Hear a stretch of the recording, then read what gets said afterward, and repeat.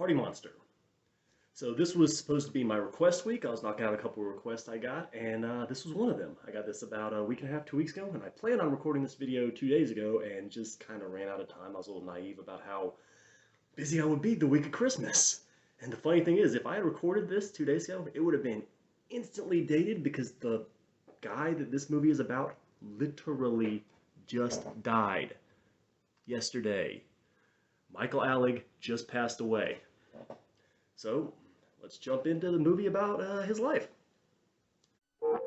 I think it's so important to begin with a bang, don't you?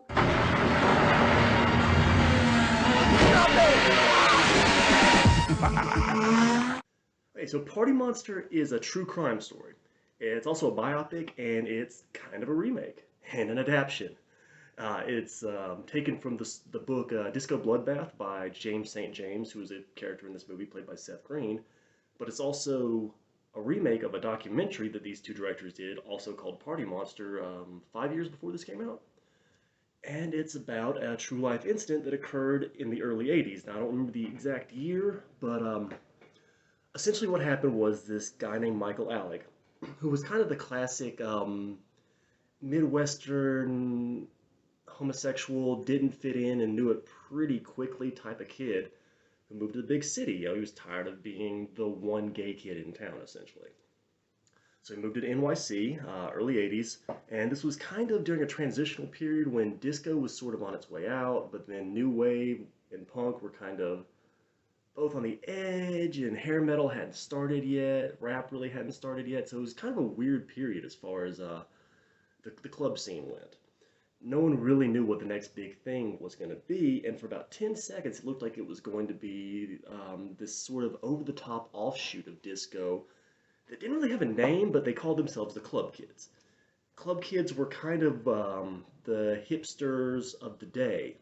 The closest thing we have today would be like the Lady Gaga, Miley Cyrus, ultra over-the-top, hyper-sexualized, drug fiend culture. And I'm not saying Lady Gaga or Miley Cyrus necessarily does drugs because I don't know the people. I'm just saying that that kind of scene is what they sort of were. And I would be stunned if Lady Gaga wasn't a fan of these guys.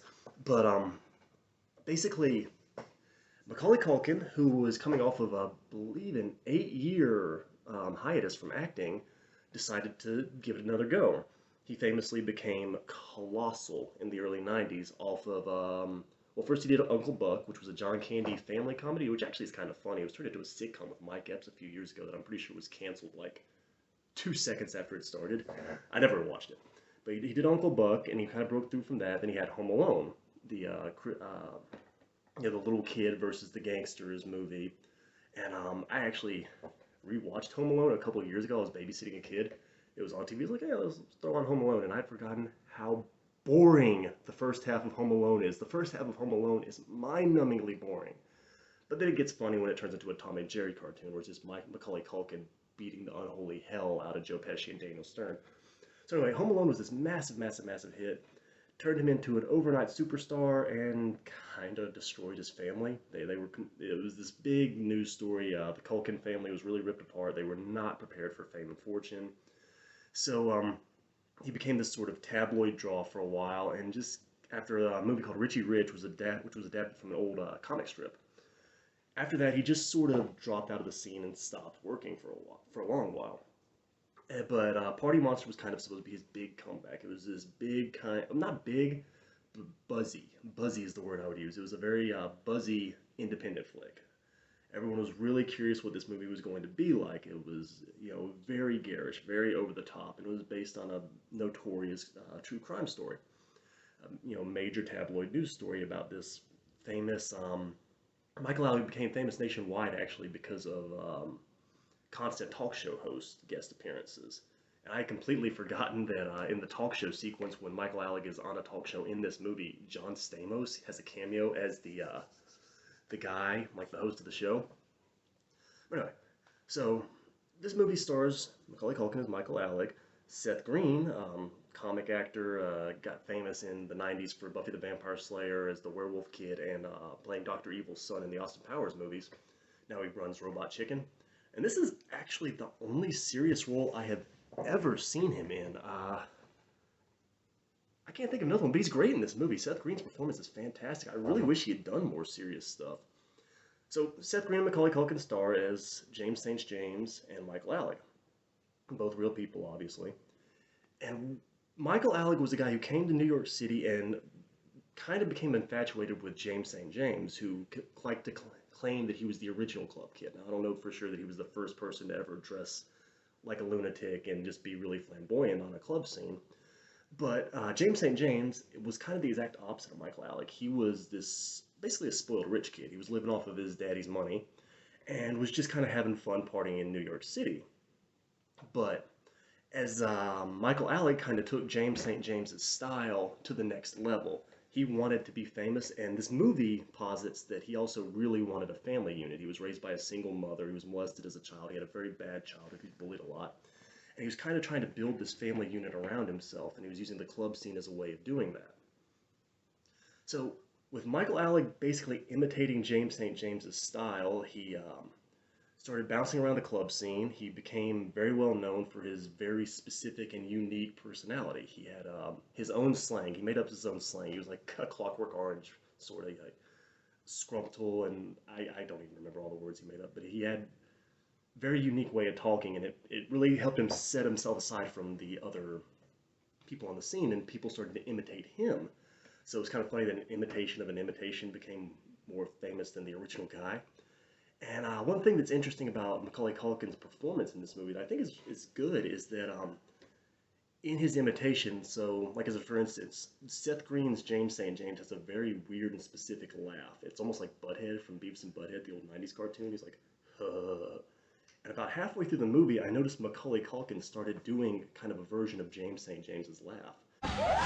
One day, I realized I didn't want to be like all the drearies and normals. I wanted to create a world full of color where everyone could play.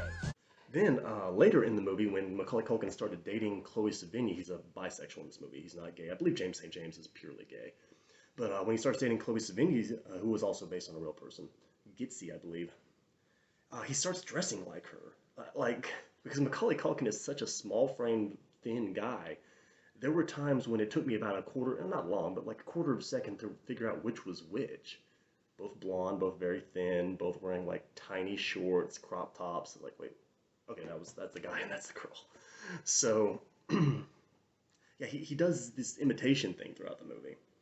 And anyway, as Michael Alig became bigger on the club scene, he became more into the drug scene as well. And along the way, he picks up a pretty steady boyfriend played by Wilmer Valderrama, Fez from that '70s show. But and that guy, the real guy, Kiyoki, I believe is his name, was still at the time of this movie's release using like using branding that Michael Alig had come up with. Like he called himself Superstar DJ and things like that. And Wilmer Valderrama's performance is pretty good as another straight actor playing a homosexual character. He does a good job. He sells it pretty well, especially kind of his discomfort early on, the first time he gets picked up by Michael Alig. It's clear, A, that he sort of knew he was gay, but B, that he was far from comfortable with it yet, and you kind of see that in his eyes, that sort of, just discomfort, curiosity, confusion. It's really a pretty solid performance. I'm not saying Wilmer Valderrama is necessarily the world's best actor by any stretch of the imagination. He was awful on that From Dusk Till Dawn TV series, but he does good here. And so anyway, as Michael Alig becomes more into the drug scene, he also forms this close relationship with Peter Gation, who was a club owner in New York City who was kind of struggling at the time, but with Michael Alig's help. And see, it was kind of a reciprocal relationship in that Peter Gation had money, but he was on the way out. He was getting older. He's played by Dylan McDermott in this movie, who was done a ton of TV stuff. First season of American Horror Story is the quick and easy way to describe him, but he's been a ton of TV stuff. But Peter Gation was kind of on his way out, as getting older and kind of being seen as passé. Even James St. James at the very beginning of the movie tells Michael Alig to stay away from that one. He's not cool anymore. But Michael Alig kind of made Peter Gation cool again, and Peter Gation had the money to let Michael Alig throw these massive, lavish parties that he was doing. His parties were almost like if you watch those drag queen shows, kind of like that. Just everyone was dressed insane, lights, music, just everything was very theatrical. It was very expensive to throw too. Like Peter Gation wasn't really making money off of Michael Alig, but he was making money off of the attention that was being brought to him. But the unfortunate part is that Michael Alig's parties were filled with drugs. Tons and tons of drugs. And Michael Alig and James St. James were doing tons and tons of drugs. And that put the cops on Peter Gation. Around that same time, Michael Alig was forming this kind of unit around him with one of these people was a guy called Angel, played by Wilson Cruz. And Wilson Cruz is currently on that Star Trek Discovery show that I do not hear good things about, but I haven't seen it. And the movie tells you at the beginning, right at the beginning, through a pretty cool framing narrative where James St. James is being interviewed by the real James St. James. He's off camera, but that is James St. James' voice interviewing Seth Green. That Seth Green is doing this straight to the camera thing where he's kind of introducing the movie, and he says, you start with a bang, and then it shows the murder, and then you jump way back. It's funny because he's acknowledging the movie is doing this cliche that a lot of movies today do, especially, where you start like halfway through the story and then say 5 months earlier. It's a very tired cliche, and I like that this movie calls itself out for using it. But yeah, so it does that. It does a lot of straight to the camera discussions and narrative, monologuing. It breaks the fifth wall constantly. It's cool. I like it. This movie is towards the end of that really creative phase of independent filmmaking where they would be very unique and different and try different ways of telling stories and unique camera work. This movie has a lot of that. It's not a great looking movie, but I kind of think that's on purpose. I think that they were going for sort of a documentary style feel to the flick, which is why the picture is so sort of fuzzy. But anyway, and there's other stuff in this movie too that's very true to the period. Like they mentioned Andy Warhol's death. They mentioned that Studio 54 had closed. Like I said, it was a transitional period, and Michael Alig was very much a right place, right time type of guy. But he was also not a great person. So, and you see that as the movie goes on. So there's this one character called Christine, played by Marilyn Manson, and this is about the biggest role I've ever seen Marilyn Manson play in a movie. Like aside from this, it's usually very quick, like out of the movie cameos. But here he has a fairly substantive supporting role, and he also is in my favorite scene of the whole movie. So Michael Alig throws this party in the back of a bus, like an illegal rave. He does a lot of those, just pop-up parties. And I say a bus, it was really more like an 18-wheeler. So he throws this party in the back of an 18-wheeler, and when James St. James arrives, he sees that Marilyn Manson's character, Christine, is driving the bus, and Christine in this movie is trashed on drugs throughout the whole thing. Like, barely knows where she is. And he sees her, and he just goes, oh, dear God, no. It's like, she'll kill us all! It was so funny. Luckily, they get stopped by the cops before they even get on the road, but that was really funny. And there is humor in this movie. I say Seth Green's serious in the movie. It's a serious role, but there is still plenty of humor in the movie. But anyway, way off track. Christine was a friend of Michael Alig's. The movie wasn't really specific if this character is a drag queen, trans, or if Marilyn Manson was just playing a woman. Regardless, Christine dies about halfway through of an overdose. Several people overdose throughout the course of this movie, which is going to happen when you're taking ecstasy like it's chiclets. But Christine dies, and Michael Alig couldn't give a fuck. He's like, well, no one told her to go and die on me. Like, and it actually kind of shocks the people around. Like, wow, that was cold. But anyway, so James St. James. Well, what's it? Michael Alig eventually kills this drug dealer, played by Wilson Cruz, Angel, and he was not making the least effort to hide it. Yeah, he told anybody who would listen that he had murdered this guy. And he always framed it as self-defense. The cops didn't completely agree. But because he and the guy that committed the murder with him, a guy called Freeze, were so trashed on drugs at the time that it's entirely possible they didn't really know what had happened. But whatever occurred directly, which in this movie is the version told by James St. James. And James St. James presented it more or less as first-degree homicide. It was treated as manslaughter by the cops, which was part of a plea deal. But however Michael Alig and this guy Freeze killed Angel, they definitely disposed of the body. Like, they did not do the right thing after the fact. They dismembered him, shoved him into a box, and threw his ass in a river. And uh, it's a good way of showing how bad Michael Alig was with money. They needed a big box, so he went out and bought a TV specifically to get a big box to fit the body into. This guy was not smart with his money. In the meantime, the cops were looking at Peter Gation, the Dylan McDermott character, for because there was so much drug being taken in his clubs. In this movie, it only ever really shows him operating one club. Apparently, he owned multiple clubs in NYC. Yeah, so the cops start looking into Michael Alig more because of Peter Gation. Even friends of Angel, the real guy, had said that the cops didn't seem to care at all that this guy had been murdered. It was more just by the way. And given that the guy was a drug dealer, it's not really that big a shock that the cops weren't that interested in his murder. But anyway, eventually Michael Alig did go to jail, and he got out, and he said he was clean, and he wasn't, and he just died yesterday from a suspected drug overdose. They haven't performed an autopsy or anything yet, so there's really no telling what exactly precisely killed him.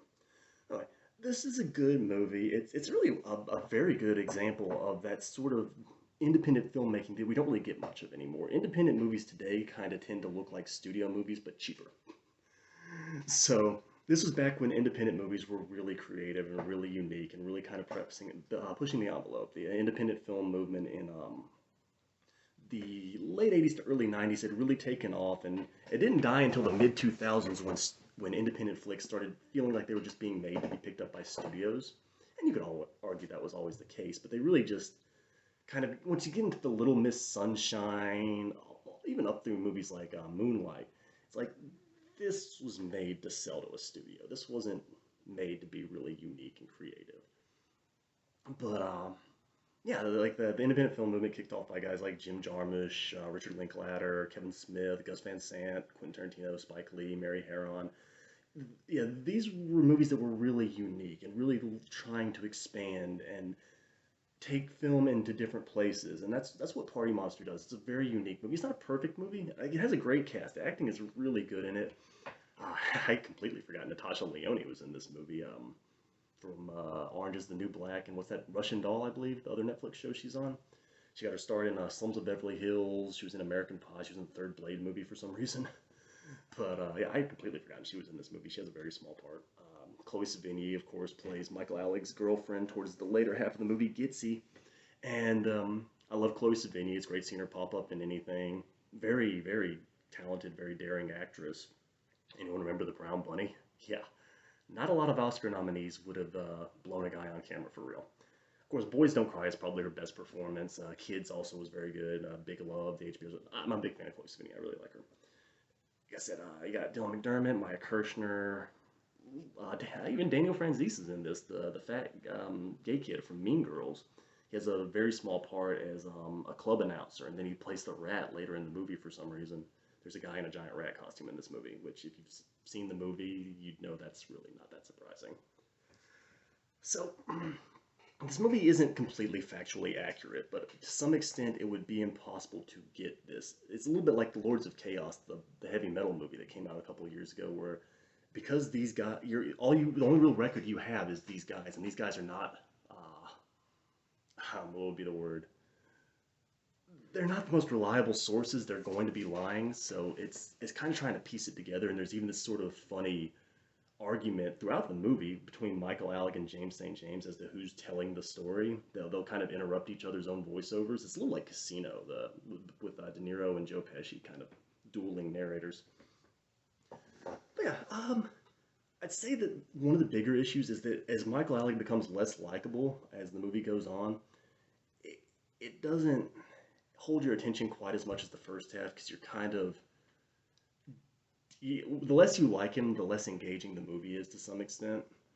I would also say that they're a little too on the nose with the whole Michael Alig trying to build a family around himself thing. I think that could have been a little bit more subtle. Like they mentioned more than once that Peter Gation is like a father figure to him. I think they could have shown me that rather than told me that, because their relationship beyond him just kind of glomming onto Gation is really just pretty business formal.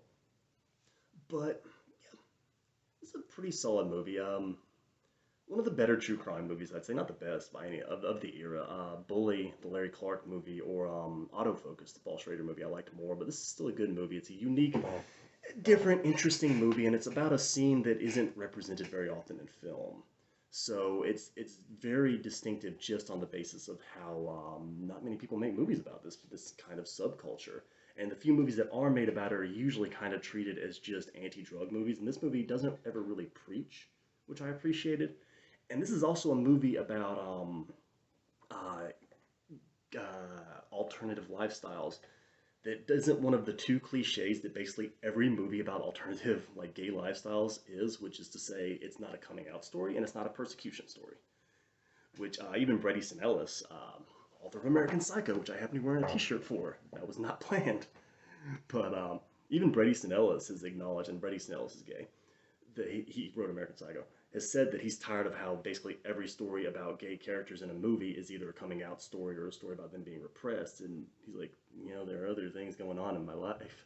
So it's nice that it kind of avoids those cliches, and it's a good movie. It's not a great movie, but it's a good movie, and it's one I'd say is a very solid flick to check out if you like 90s to early 2000s independent flicks. So so I got on Party Monster, and I guess rest in peace, Michael Alig. He wasn't a very good person, but he's just dead. So all I got.